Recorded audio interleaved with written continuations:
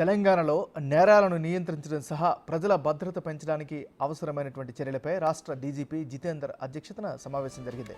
చట్టాల అమలును మెరుగుపరచడానికి అవసరమైన చర్యలపై సమగ్ర అర్ధవార్షిక నేర సమీక్ష భేటీలో అధికారులతో డీజీపీ చర్చించారు.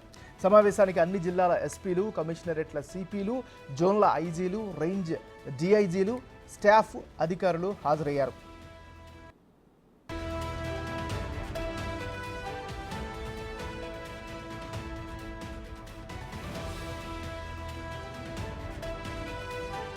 నివారణాత్మక పోలీసింగ్పై దృష్టి సారించాలని, రౌడీలు, అసాంఘిక శక్తులపై కఠిన చర్యలు తీసుకోవాలని డీజీపీ ఆదేశించారు. ప్రజలతో సత్సంబంధాలు పెంపొందించుకోవాలని చెప్పారు. మహిళలు, చిన్నారులపై నేరాలు, సైబర్ నేరాలు, మాదక ద్రవ్యాల అక్రమ రవాణాపై ఏమాత్రం సహించబోమని డీజీపీ జితేందర్ స్పష్టం చేశారు. రోడ్డు ప్రమాదాల నివారణపై ప్రత్యేక దృష్టి పెట్టాలని ఆదేశించారు. అన్ని వర్గాలతో రోడ్డు భద్రతా సమావేశాలు నిర్వహించాలని సూచించారు. ఈ ఏడాది రోడ్డు ప్రమాదాలు తగ్గినట్లు డీజీపీ తెలిపారు.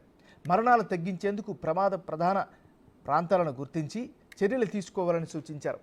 డైల్ 100 ప్రతిస్పందన సమయాన్ని మెరుగుపరచాలని ఆదేశించారు.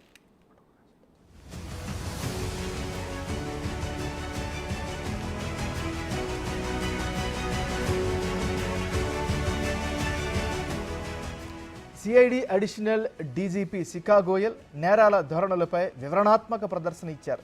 ప్రధాన నేరాల విశ్లేషణ నివేదికను సమర్పించి ఆయా నేరాలు ఎక్కువగా జరిగే ప్రాంతాలను గుర్తించి నివారణ చర్యలపై వివరించారు.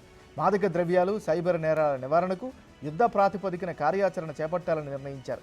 మాదక ద్రవ్యాలు, సైబర్ నేరాలకు కేంద్రంగా తెలంగాణ అడ్డాగా మారకుండా చర్యలు తీసుకోవాలని ఆదేశించారు.